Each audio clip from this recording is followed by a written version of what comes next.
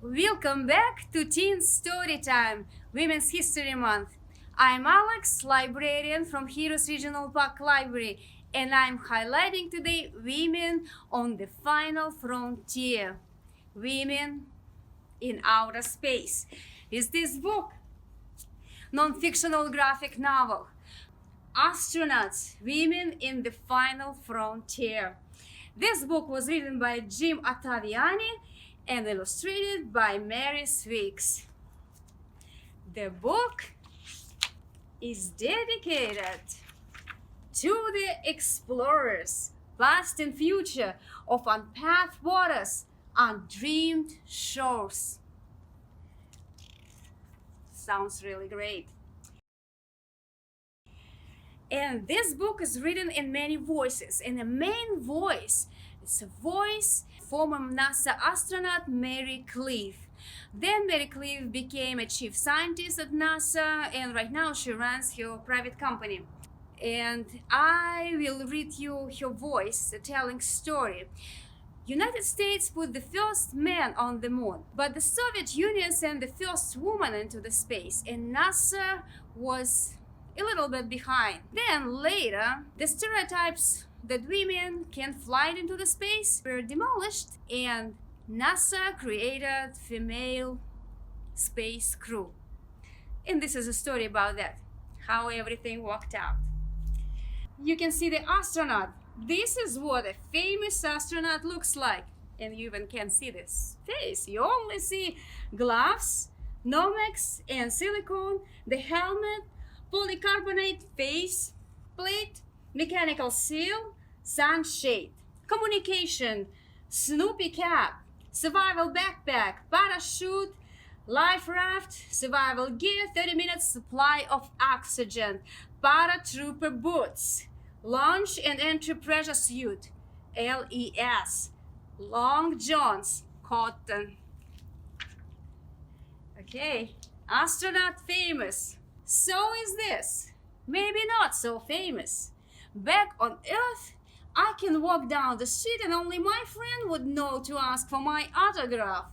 And they're my friends, so they don't. To them, I'm just Mary. For me and my crewmates, it's not about fame anymore. It's a job, a great job, and one with a corner office that looks out on yes, if you have a corner office out there, then you look on, well, everything from the top. Astronaut wasn't a job I thought about much when I was a kid. Some girls my age did though. And she tells about those girls, and she talks about Valentina Tereshkova and her journey, how Valentina, the first woman astronaut, ended up being the first woman astronaut. She tells the story.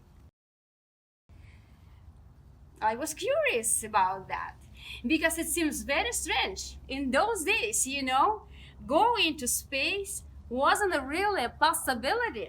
I mean, reading about Valentina was sort of like, that's interesting. It would be neat to fly a spaceship, wouldn't it, Walt? Sure. You're working on a license for things with wings right now, so let's do the pre-flight and gets us up there. So what's first? Cabin, control, wheel lock, remove it, correct? And then ignition switch off, master switch on. I started flying when I was 14 because I was a strange little kid that kept playing with model airplanes, and anyway, my parents were great.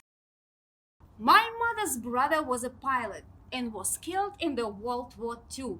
He was the only pilot in the family, but I liked airplanes, and when I said I wanted to fly, my parents did a smart thing. They let me. It's expensive, so if you want to do this, make some money. Whatever you make, we will match. So I started babysitting and making money. My parents matched it, and I met Walt. Who was Walt? Walt was an Army Air Corps pilot and an instructor. We had the best time. I never thought someone to fly that couldn't drive a car. Not bad habits to unlearn. It's great. And it was great.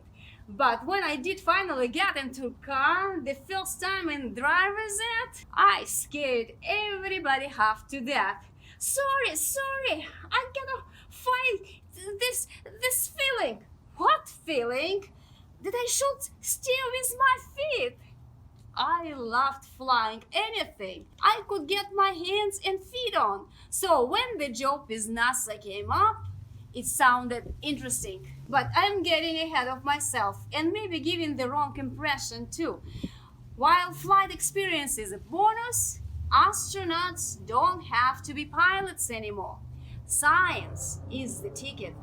So I didn't spend all my time babysitting and flying. I studied and I read. And not just Nancy Drew and Robert Heinlein, though a lot of that as well as E.B. White. Heinlein does the math, he works stuff out. Yes, those writers, fictional writers, they're using math sometimes, and it can improve your math skills.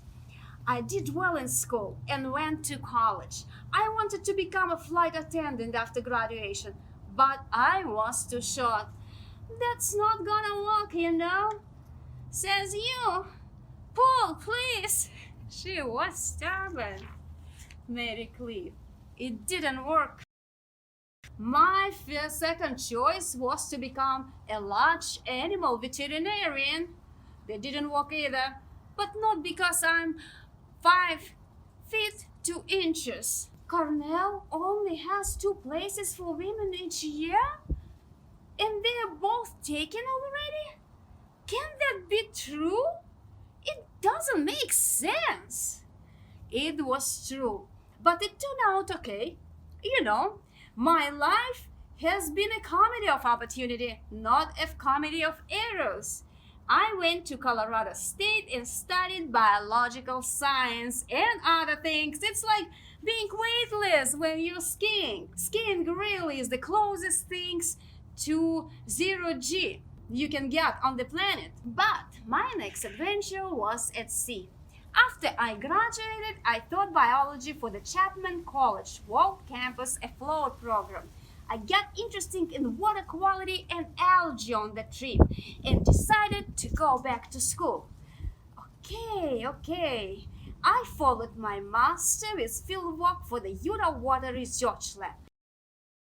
I worked in the cold desert for them, studying the cryptogrammic crust. Oh, what is this? That's the black stuff you see out there. Could you see that black stuff out there? We were trying to figure out where all carbon dioxide emitted by nearby cities was going. It was getting sucked up by plants, but we didn't know which one or where. Turns out it was in fact the cryptogrammic crust. This stuff is mostly dormant, but if it rains, it's up and chugging full speed in 20 minutes. I mean, it's really amazing. We set up these little research instruments all over and protected them with a piece of plywood. Every time she met snakes there.